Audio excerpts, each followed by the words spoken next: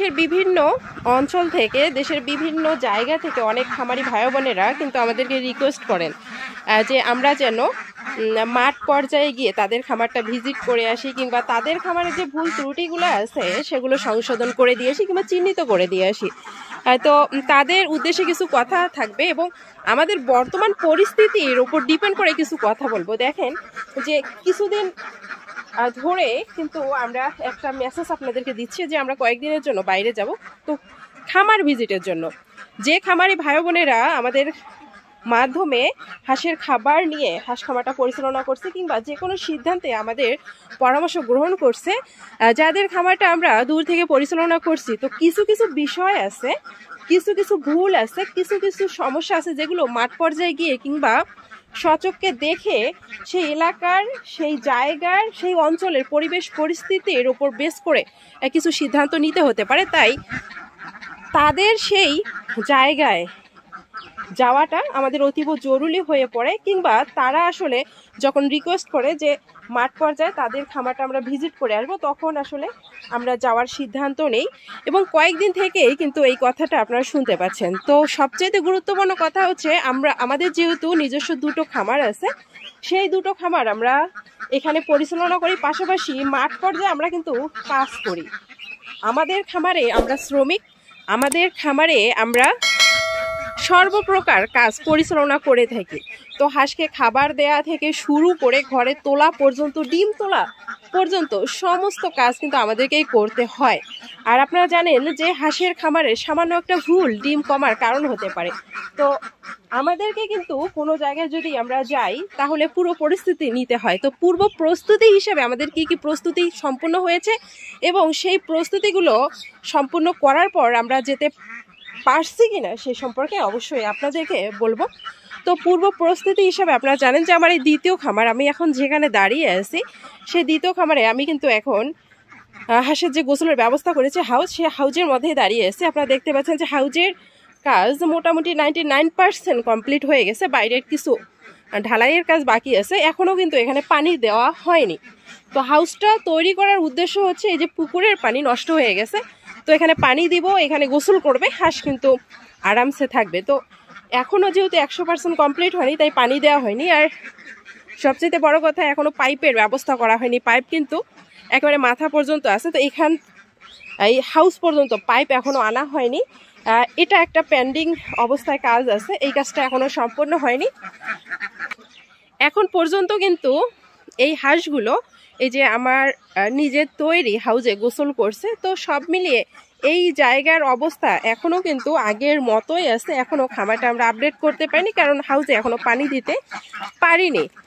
তো মোটামুটি এই খামারের এই আপডেট। এবং দ্বিতীয় খামারে যদি বলি, দ্বিতীয় খামারটা আমি কিন্তু 3 দিন ধরে পরিষ্কার করার চেষ্টা করছি ঝাড়ু দিয়ে। আমি তো প্রতিনিয়তই পরিষ্কার করি, তবে একটু বেশিভাবে, একটু ভালোভাবে পরিষ্কার করার চেষ্টা করছি, জীবাণুনাশক দিয়ে স্প্রে করার চেষ্টা করছি।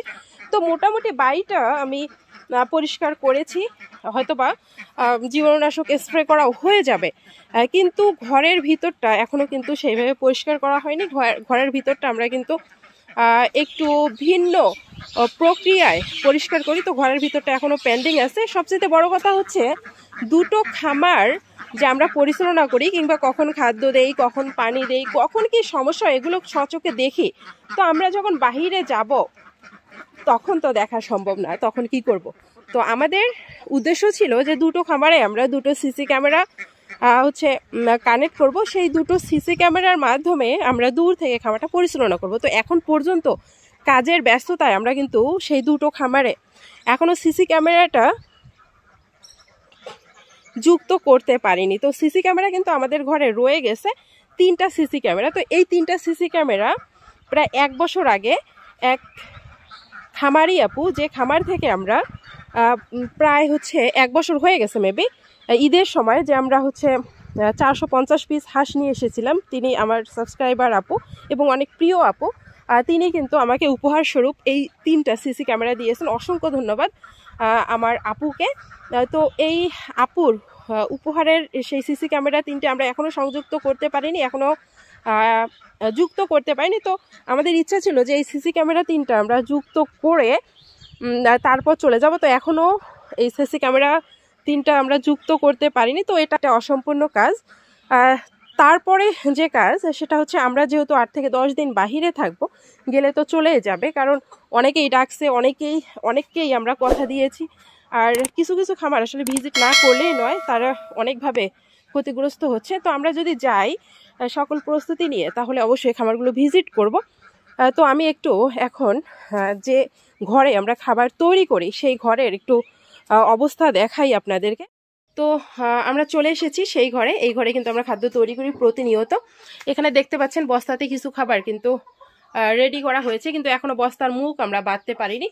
গতকাল আমরা হচ্ছে এই খাবারগুলো তৈরি করেছি, এবং গত পরশু দিন আমরা 600 কেজি খাবার তৈরি করেছি আলাদাভাবে, হচ্ছে মাদারীপুর শম্পাপুর খামারে দেওয়ার জন্য। তো শম্পাপুর খামারে কিন্তু 8 থেকে 10 দিনের যে খাবার সেটাই 550 কেজি কম হয়ে যাবে। তো পুনরায় তার জন্য আবার খাবার তৈরি করতে হবে। তো এখানে যে খাবারটা দেখতে পাচ্ছেন নিচে, এখানে কিন্তু 500 কেজির জন্য আমি অলমোস্ট এখানে খাবার ঢেলে নিয়েছি। আর এখানে যে বস্তার মধ্যে অলমোস্ট আমি 550 কেজির মতো খাবার তৈরি করেছিলাম। কিছু খাবার খামারে দিয়েছি, কিছু খাবার এখনো আছে, এখনো বস্তা প্যাকেট করা হয়নি। আর এখানে মেঝেতে যে খাবার দেখতে পাচ্ছেন, এখানে কিন্তু 550 কেজি খাবার হবে। তো এখান থেকে আমি 300 কেজি সেই শম্পাপুর খামারে পাঠিয়ে দেবো, এবং বাকি 200 কেজি খাবার কিন্তু আমার খামারের জন্য রেখে দিব। তো মোটামুটি 8 থেকে 10 দিন কিন্তু আমার খামারে মজুত করা খাবারটা এখনো হয়নি।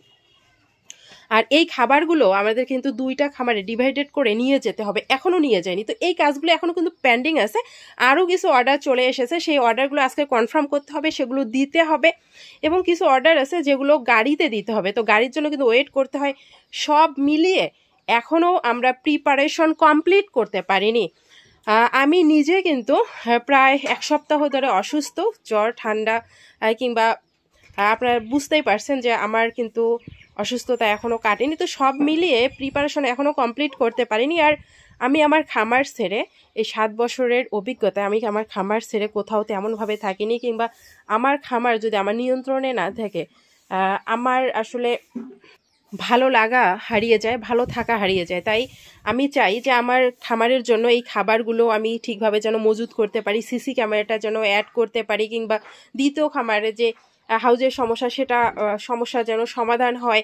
সব মিলিয়ে যদি পারফেক্ট থাকে, তারপরে আমি যদি এখান থেকে যাই 8 থেকে 10 দিন যদি আমি বাইরে থেকে আসি, আলহামদুলিল্লাহ কোনো সমস্যা হবে না। এবং যে খামারি ভাই বোনেরা রিকোয়েস্ট করছে, তাদের খামারও হয়তো বা আমি ভিজিট করে আসতে পারবো। আর যারা অর্ডার করে ফেলেছে, যারা টাকা অলরেডি আমাদেরকে দিয়ে ফেলেছে, তাদের খাবার দেওয়া আমাদের দায়িত্বের মধ্যে পড়ে, এবং তাদেরকে যেহেতু কথা দিয়েছি আমরা সেই খাবারগুলো ডেলিভারি করব। আর আমার মনে হচ্ছে, এখন পর্যন্ত শিওর না, যে আজকে আমাদের যাওয়া হচ্ছে না, কারণ এই অবস্থাতে রেখে আমি কোনোভাবেই বাইরে যেয়ে শান্তিই পাবো না।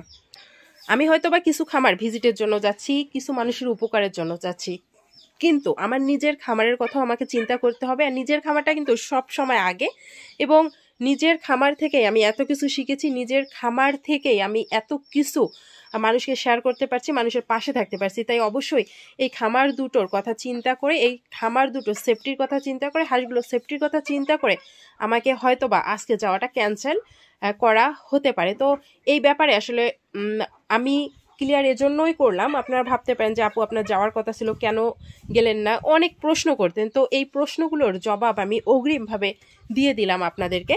আর যারা খাবার কিংবা খাবারের যে কোনো প্রোডাক্ট নিতে চান, তারা প্লিজ একদিন অন্তত আগে আপনারা একটু অর্ডার করবেন, কিংবা একদিন আগে আপনার হাঁসের সম্বন্ধে আপনার পুরো ডিটেলস আমাদেরকে বলবেন। যে হঠাৎ করে আপনার অর্ডার করেন, কিংবা এখন অর্ডারটা করলেন, বলছেন যে আজকেই কুরিয়ার করেন, এরকম আসলে ঝামেলা হয়ে যায়। প্লিজ একটু একদিন আগেই আপনারা যোগাযোগ করার ব্যবস্থা করবেন, একদিন আগেই একটু আমাদের সঙ্গে কথা বলার চেষ্টা করবেন। তো এই পরিস্থিতি যে আপনাদেরকে দেখালাম, আপনাদের কি মনে হচ্ছে, আমাদের কি যাওয়া উচিত, কিংবা আমার কি আজকে যাওয়া উচিত কি উচিত না, কিংবা আদেও কি এই অবস্থা রেখে আমার যাওয়াটা ঠিক হবে কিনা? আমি কিন্তু শারীরিকভাবে এখনো পারফেক্ট না, এখনো ফিট না। তো সব মিলিয়ে 1 সপ্তাহ জুড়ে সবাইকে খাবার দেয়া, কিংবা কিছু খামার পরিচালনা আমাকে নিজেকেই করতে হচ্ছে। যারা আমাদের কাছ থেকে খাবার নিচ্ছে, সেই খামারের পুরো দায়িত্বটাই কিন্তু আমার উপরে পড়েছে, যে কার খামারে ডিম কমলো, কার খামারে ডিম কমলো না, বাড়লো না, এই সকল কিছু আসলে আমার মাথায় কিংবা সকল কিছুর পেইন আমার মাথায় থাকে। এবং যাদের খামারে ডিম বাড়ে না তাদের খামারে ডিম বাড়ানোর জন্য কি করতে হবে, কিভাবে চার্ট তৈরি করতে হবে, কিংবা ডিমটা রেগুলার থাকার জন্য মিনিমাম একটা পার্সেন্টেজ ধরে রাখার জন্য কি করতে হবে, এগুলো সবসময় চিন্তা করতে হয়। আর এগুলো কিন্তু বললেই হয়ে যায় না, এগুলো বিষয় নিয়ে অনেক খুঁটিয়ে দেখতে হয়, অনেক চিন্তা করতে হয়, অনেক কিছু জানতে হয়। সব মিলিয়ে কিন্তু একটু ব্যস্ততার মধ্যে ছিলাম 1 সপ্তাহ, এবং শারীরিকভাবেও আমি অসুস্থ। তো আপনাদের কি মনে হচ্ছে এখন আমাদের কি করা উচিত, কিংবা আজকে আদেও যাওয়া উচিত কিনা, অবশ্যই কমেন্ট করে লিখে জানাবেন। তো সবাই ভালো থাকবেন, সুস্থ থাকবেন, আল্লাহ হাফেজ।